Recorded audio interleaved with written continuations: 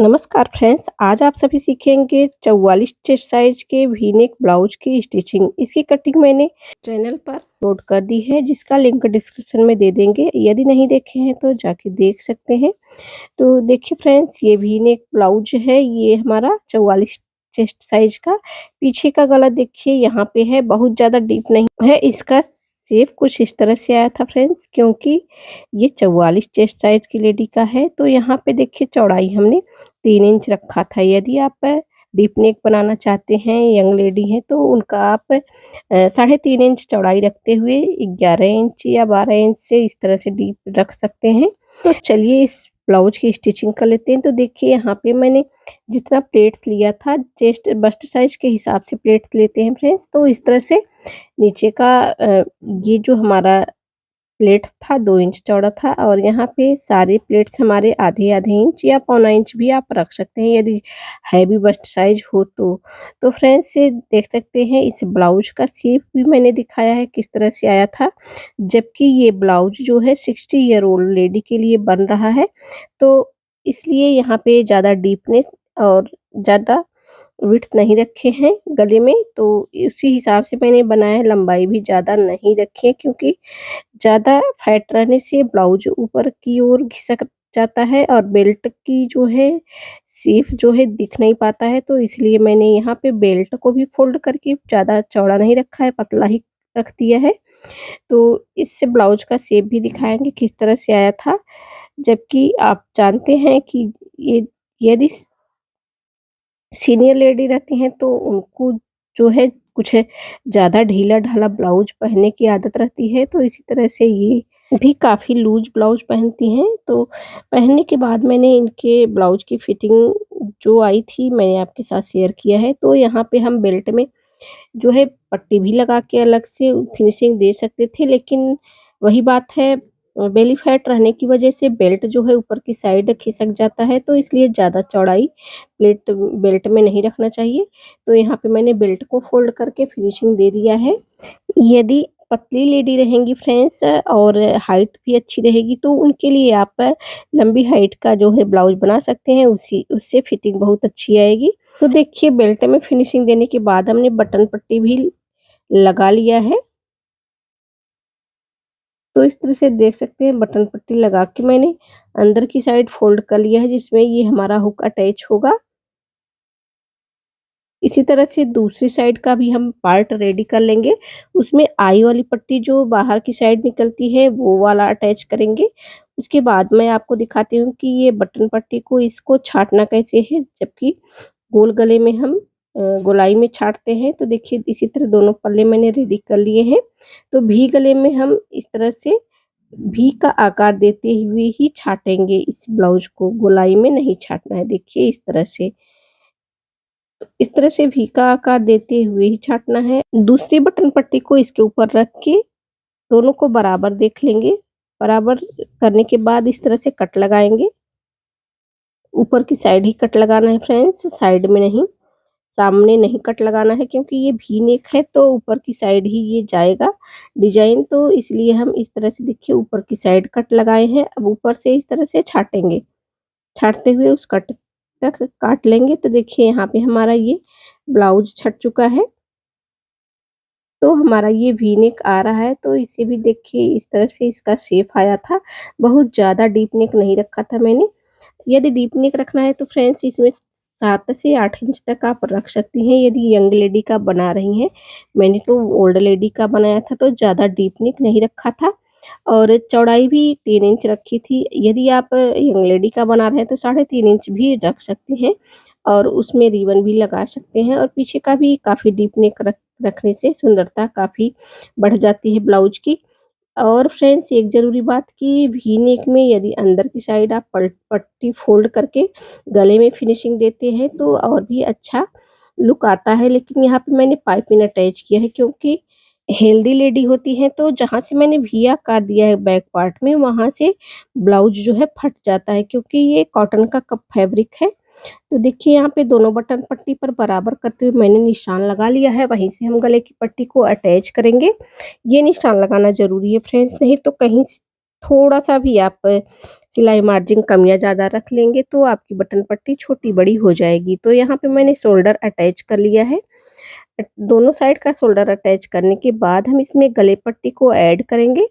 गले पट्टी की चौड़ाई ज़्यादा नहीं रखनी है फ्रेंड्स। यदि आप डिज़ाइनर गले में पाइपिंग लगा रहे हैं तो उसमें ज़्यादा सवा इंच या 1.5 इंच की पट्टी की ज़रूरत नहीं पड़ती फ्रेंड्स। सिर्फ़ 1 इंच की ये तिरछी पट्टी आप काट सकते हैं। तो देखिए यहाँ पे मैंने 1 इंच 1 सूत का हमने यहाँ पे पट्टी काट लिया है। तिरछी पट्टी है, पट्टी को काट कर मैंने जॉइंट कर लिया है। अब इस तरह से एक्स्ट्रा रखते हुए हम ये गला पट्टी अपनी ब्लाउज में अटैच कर देंगे। तो देखिए यहाँ पे सिलाई मार्जिन भी ज़्यादा नहीं रखनी है। यदि आपका डिजाइनर गला है तो बहुत थोड़ा-थोड़ा सिलाई मार्जिन रखना है। बस 1 फुट का सिलाई मार्जिन रखते हुए देखिए हम ये गला पट्टी अटैच कर रहे हैं। अभी हम आपको ज़ूम करके दिखाते हैं फ्रेंड्स कितना मैंने सिलाई मार्जिन रखा है। और देखिए कॉर्नर पर इस तरह से नीडल को नीचे रखते हुए डायरेक्ट ब्लाउज को घुमाएँगे इस तरह से। घुमाने के बाद तब हम इस तरह से ऊपर की साइड सिलना स्टार्ट करेंगे। तो इस तरह से डायरेक्ट घुमाना रहता है फ्रेंड्स।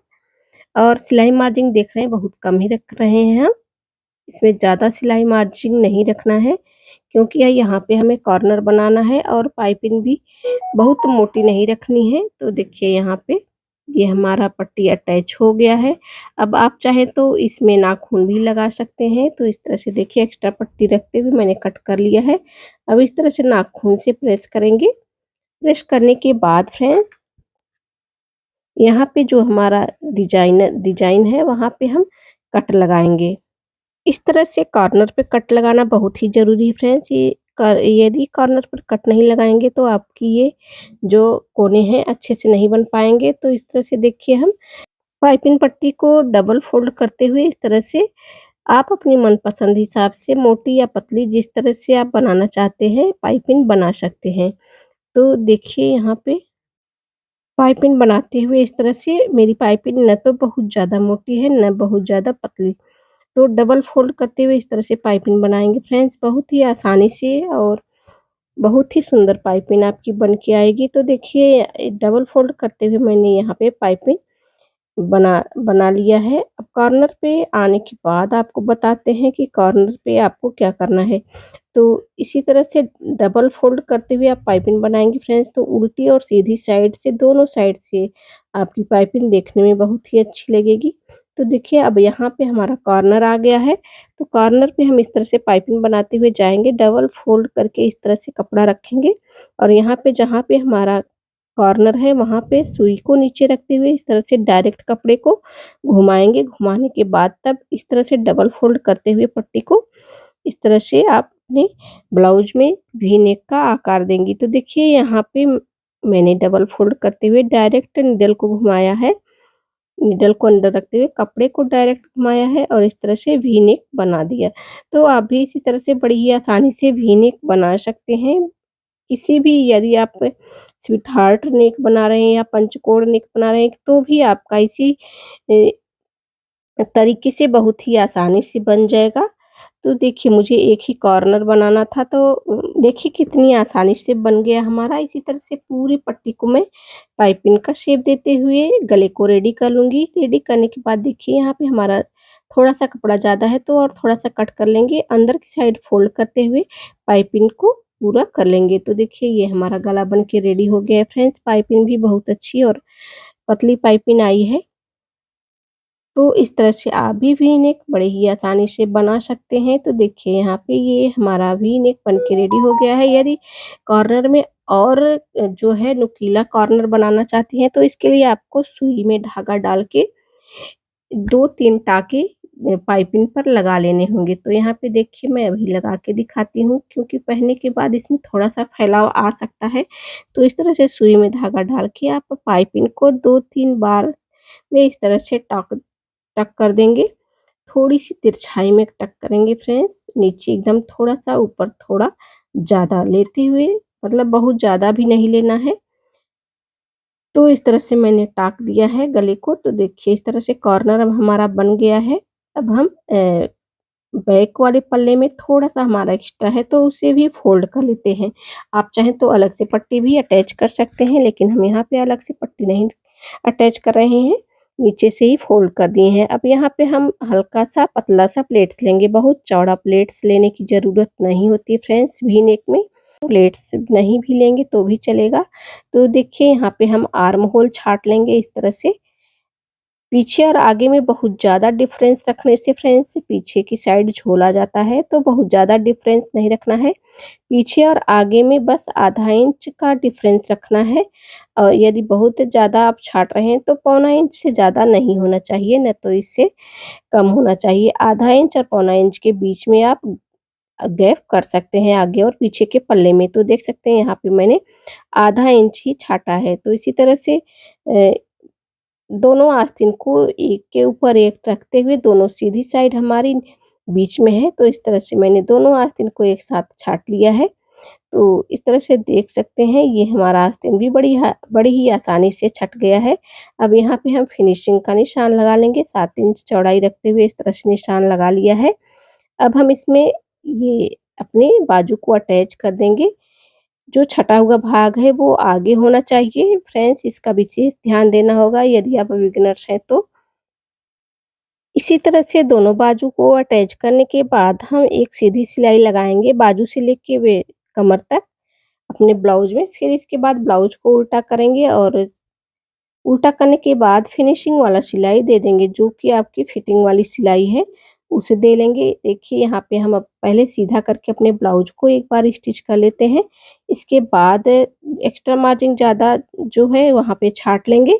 छाँटने के बाद हम ब्लाउज को सीधा करेंगे। सीधा करने के बाद इस तरह से साइड में एक सिलाई लगाएँगे, जिससे हमारी सिलाई मार्जिन जो है अच्छे से सेट हो जाए। तो यहाँ पे 7 इंच पर इस तरह से की गुल स्लीव की गोलाई रखते हुए इस तरह से फिटिंग का सिलाई लगा लेंगे। इसी तरह से दोनों पार्ट हम रेडी कर लेंगे फ्रेंड्स। रेडी करने के बाद आप देख सकते हैं इस ब्लाउज का फाइनल लुक। तो देखिए यहाँ पे मैंने दोनों पार्ट रेडी कर लिया है, सिलाई भी एकदम सीधी आई है।